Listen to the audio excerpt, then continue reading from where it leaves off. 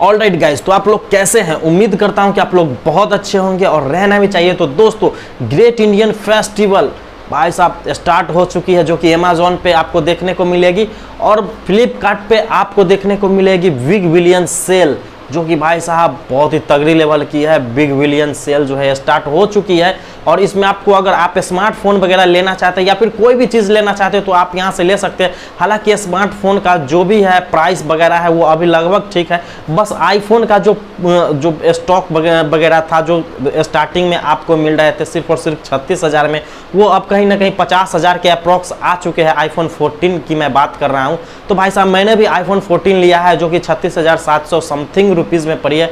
मैं आपको बिलीव के लिए मैं ये स्क्रीनशॉट शेयर कर रहा हूँ आप सभी लोगों को। तो मैंने ये परचेज किया है भाई साहब। अगर आप भी परचेज करना चाहते हैं कोई फ़ोन, हालांकि अभी तो रेट ऊपर हो गई है, हाँ आप फिर से स्टॉक आएगी रात के 12 बजे, तो आप वहाँ पे देख सकते हो, चेकआउट कर सकते हो। और बहुत सारे फ़ोन्स वगैरह है, जैसे मोटो का हो गया, मोटो G34 हो गया, G55 हो गया, मोटो इज्ड 40 हो गया, 40 नियो हो गया। तो ये सब फ़ोन है जो भाई साहब अंडर 20,000 20,000 के अप्रॉक्स में 20-21,000 में मिल रही हैं। तो ये बहुत ही अच्छा फ़ोन है। 25,000 का फ़ोन अगर 20,000 में मिल रही है तो बहुत तगड़ी लेवल का फ़ोन है, फ्लैगशिप लेवल का दिखता है।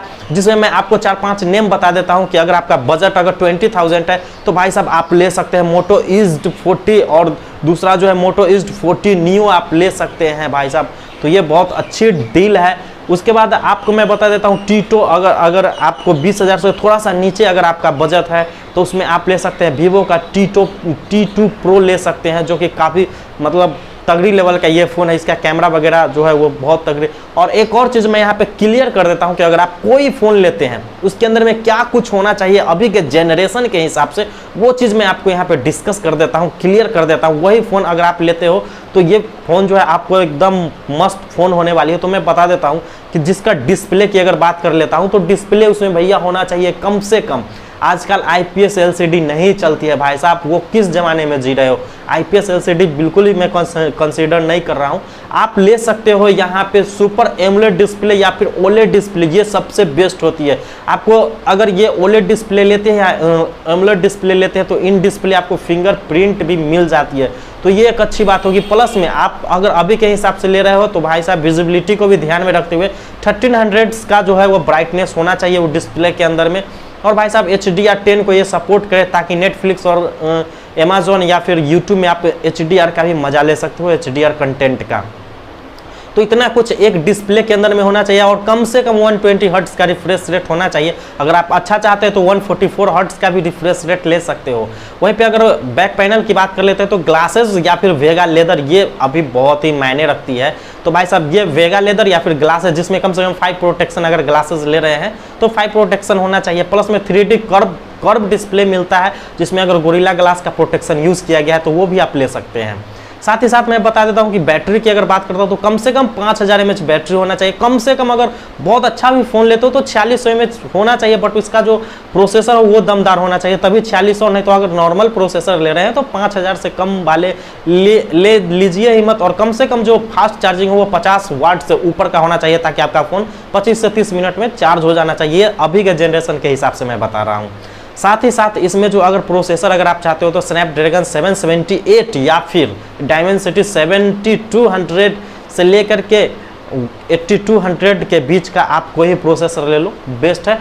अंततः स्कोर उसका जो अप्रॉक्स वो 4 लाख 5 लाख से ऊपर ही आएगा, उससे नीचे नहीं आएगा। 5 लाख से ऊपर ही आएगा, जिससे आपका अगर गेमिंग वगैरह का शौकीन रखते हैं तो वो फ़ोन आराम से आपको परफॉर्मेंस निकाल करके देगी, मल्टीटास्किंग के लिए बेस्ट होगी।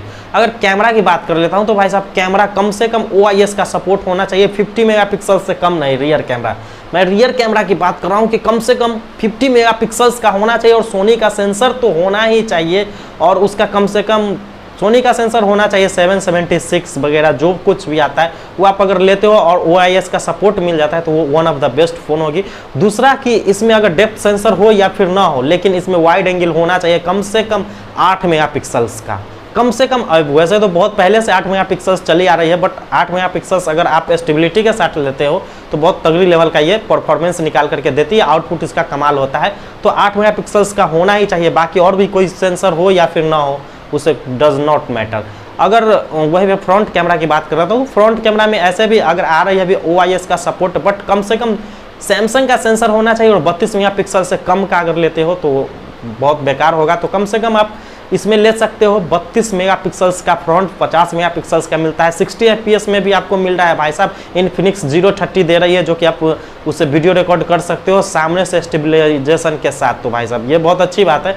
तो कम से कम आप 32 मेगापिक्सल्स का जो कोई भी फ़ोन में आता है वो आप ले सकते हो, बट उसमें होना चाहिए कम से कम भाई साहब सेंसर जो सैमसंग का हो, अगर सोनी का ना भी दिया हो तो इतना कुछ अगर आपके फ़ोन में मिलता है तो ये फ़ोन लगभग आपको 20,000 के अप्रॉक्स में मिल जाती है ये सब सारी फीचर्स वगैरह। और इसका मैंने ऑलरेडी बता दिया कि अंततः स्कोर एक बार चेक कर लीजिएगा, क्योंकि इसका कम से कम 5 लाख उससे ऊपर होना चाहिए, नीचे नहीं। क्योंकि भाई साहब अगर 20,000 रुपये खर्च कर रहे हैं तो उससे अगर 20,000 से नीचे, 15,000 से नीचे, अगर 10,000 के अप्रॉक्स में चाहते हैं तो मैं एक ही फ़ोन को सजेस्ट कर सकता हूं कि भाई साहब Redmi 12 5G बहुत ही कमाल का फ़ोन है, तो आप वो ले लीजिएगा। बाकी आप लोग का क्या ओपिनियन है, क्या आप में से बहुत सारे लोग जो है वो ऑर्डर कर चुके हैं? अगर ऑर्डर कर चुके हैं तो कौन सा फ़ोन ऑर्डर किए हैं मुझे ज़रूर कमेंट करके बताइएगा। तो बस यही था आज का वीडियो। उम्मीद करता हूँ कि आप लोग को एक हेल्प मिली होगी इस वीडियो से। अगर कुछ भी हेल्प मिली हो तो एक लाइक कीजिएगा, चैनल पर फर्स्ट टाइम आया है तो सब्सक्राइब भी ज़रूर कीजिएगा। तो मिलते हैं अगली वीडियोज़ में, तब तक के लिए गुड बाय।